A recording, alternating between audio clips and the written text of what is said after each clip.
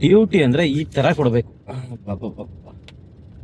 ಬರೀ 3 ಅವರಲ್ಲಿ 2138 ರೂಪಾಯಿ. ಇದೇ ಥರ ಡ್ಯೂಟಿಗಳು ಕೊಟ್ಬಿಟ್ರೆ ಸಾಕು, ಜಾಸ್ತಿ ಎಲ್ಲ ಇಲ್ಲ. ಬೆಳಗ್ಗೆ ಎಷ್ಟು 3,500-4,000 ದುಡ್ಕೊಂಡು ಓಡ್ಬೇಕು ಮನೆಗೆ.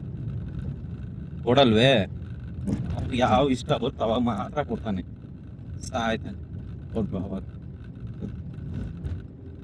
ನೆಕ್ಸ್ಟ್ ಡ್ಯೂಟಿ ಎಲ್ಲಿ ಬರುತ್ತೆ ಅಂತ ನೋಡಬೇಕು. ಟೈಮ್ ಆಗಲೇ 2 ಗಂಟೆ ಆಯಿತು. 11 ಗಂಟೆ ಆಯ್ತದೆ. 12, 1, 2 ಸಾರಿ 4 ಅವರು. 4 ಅವರು ಅಂದರೆ ಇಲ್ಲಿಂದ ಒಂದು ಏರ್ಪೋರ್ಟ್ ಹೋದೆ. ಏರ್ಪೋರ್ಟಿಂದ ಒಂದು ಅದು ಕೋರ್ಮಂಗ್ಳದಿಂದ ಇವಾಗ MG ರೋಡ್ ಈ ಥರ ಪಡೆಯೋದು ನಿಂತ್ರೆ ಸಾಕು. ಬಟ್ ಮೈನಸ್ ಎಷ್ಟಾಗೈತೆ ಅಂತ ನಾನು ನೋಡಿಲ್ಲ. ಎಲ್ಲ ಇನ್ಕ್ಲೂಡ್ ಆಗುತ್ತೆ. ಗ್ಯಾಸ್ ಹಾಕಿಸ್ಬೇಕು, ಬಟ್ ಪರವಾಗಿಲ್ಲ. ಇವಾಗ ಇನ್ನೂ 2 ಪಾಯಿಂಟ್ ಇದೆ ಗ್ಯಾಸು.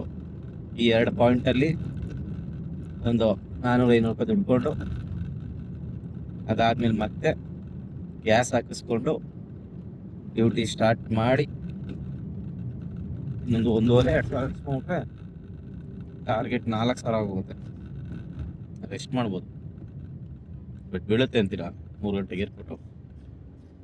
ಕಾದಿ ನೋಡುವ. ಮತ್ತೆ ನಾವು ಏರ್ಪೋರ್ಟ್ಗೆ ಹೋಗ್ಬೇಕಾದ್ರೆ ಸಿಗ್ತೀನಿ, ಇಲ್ಲ ಲೋಕಲಲ್ಲಿ ಮಾಡ್ತೀನಿ.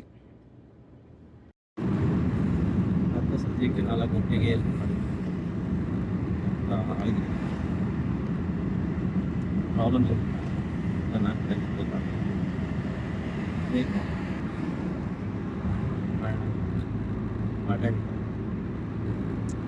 ಹಾಕೋದು ನಿನ್ನೆ ಮೈಲೇಜ್ ಬೇರೆ ಕಡೆ ಗ್ಯಾಸ್ ಹಾಕಿಸ್ಕೊಡ್ತಾರೆ. ಗ್ಯಾಸ್ ಹಾಕಿಸ್ತಾರೆ ಓಡ ಮಂದಿ ಬರ್ತ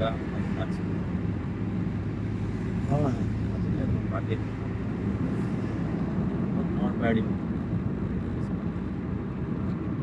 ಏರ್ಪೋರ್ಟ್ಗೆ ಯಾವಾಗಲೂ ಪ್ಲಾನ್ ಮುಗಿಸ್ಬೇಕು.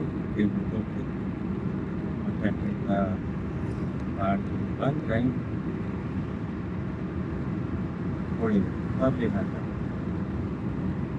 ಏನು ಮಾಡೋದು.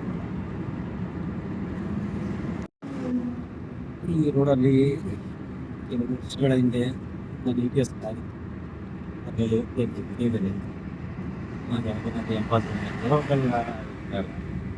ಆವಾಗ ಎಲ್ಲ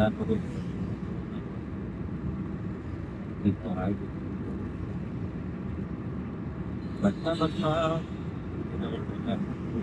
ಉದ್ದಾರ ಆಗ್ತವೆ. ಅದು ಬಟ್ ನಮ್ಮ ಡ್ರೈವರ್ಸ್ಗೂ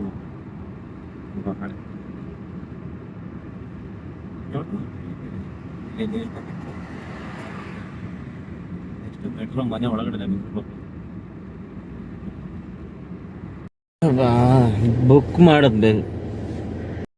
ಬುಕ್ ಮಾಡ್ಬೇಕಾದ್ರೆ ದಯವಿಟ್ಟು ಸ್ವಲ್ಪ ಬೇಗ ಕೆಳಗೆ ಬರ್ರಿ. 10 ನಿಮಿಷ ಆಯಿತು ಕಾಯ್ಕೊಂಡು. ಯಲಹಂಕದಿಂದ ಯಶವಂತಪುರ ಡ್ರಾಪ್ ಇದೆ. ಬರ್ತೀನಿ ಅಂತಾನೆ ಅವ್ರೆ. ಈಗ ನಂದು 5 ನಿಮಿಷ ನೋಡಿ ಕ್ಯಾನ್ಸಲ್ ಹೋಗ್ತೀನಿ ತಳ್ಕೊಟ್ರೆ. 4 ಯಾರು ಬುಕ್ ಮಾಡೋರಿದ್ರೆ ರೆಡಿಯಾಗಿ ಬುಕ್ ಮಾಡಿ. ಕಾರ್ ಬಂದಮೇಲೆ ರೆಡಿಯಾಗಿ ಕುತ್ಕೋಬೇಡಿ. ಸುಮ್ಮನೆ ನಿಮ್ಮ ಟೈಮು ವೇಸ್ಟು, ನನ್ನ ಟೈಮು ವೇಸ್ಟು. ಅದು ಬೆಳಗಿನ ಜಾವ ಅಮ್ಮನ 4 ಗಂಟೆ ವೆಯ್ಟ್ ಮಾಡೋದು ಅಂದರೆ ಹೆವಿ ಉರಿತದೆ.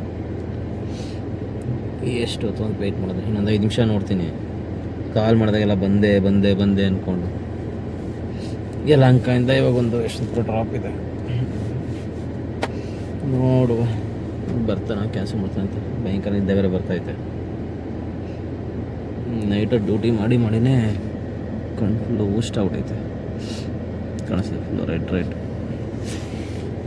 ಏನು ಮಾಡೋದು? ಬಾರೋ